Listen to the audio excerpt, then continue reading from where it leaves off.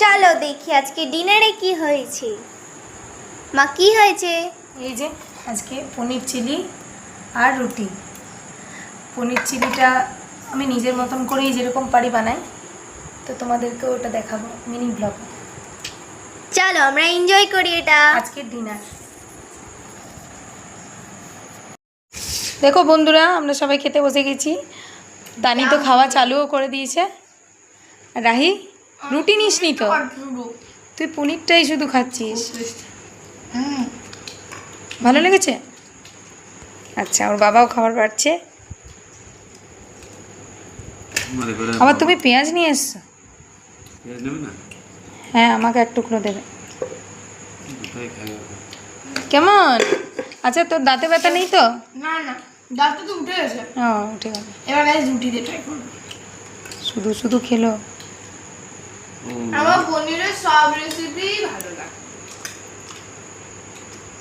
আমরা সব টেবিল, তাই তো টেবিলে না বসে মাটিতে বসেছি। মাটি में जो सुख है वो कहीं पर नहीं। তো গাইস, এই পনির চিলিটা খুব ভালো হয়েছে, কিন্তু এই পনির চিলির মধ্যে না কর্নফ্লাওয়ার দিয়ে ওটা খুব ভালো লাগছে। আর কর্নফ্লাওয়ার দেওয়া হয়নি, তারপর গাজর বিনস দেওয়া হয়েছে। গাইস ছিল না, তুমি রাগ করো না, খাওয়া। হ্যাঁ, আমিও খাবো। কেমন লেগেছে? দারুণ। ভালো লেগেছে? বৃষ্টি পড়ছে, বৃষ্টির ওয়েদারে। বৃষ্টি এখন অবশ্য বন্ধ আছে। ওই পরীক্ষার মধ্যেই মা সবসময় ভালো ভালো খাবার বানায়। হ্যাঁ, যেন পরীক্ষাটা চলে যাবে তখনই মা পরীক্ষার মধ্যে ভালো করে মনোযোগ দিতে পারে। হ্যাঁ, পরীক্ষাটা পড়াটা ভালো হয়। ক্যাপসিকামটা দিয়ে ভালো লাগে। হ্যাঁ, ক্যাপসিকাম ফ্যাক্সিকাম সব খেতে হবে।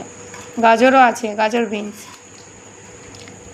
ওকে বন্ধুরা, আমরা খাবার খাই আর এখানেই বলে দিই good night. Good night.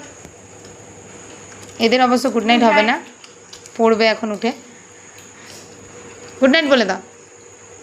Good night.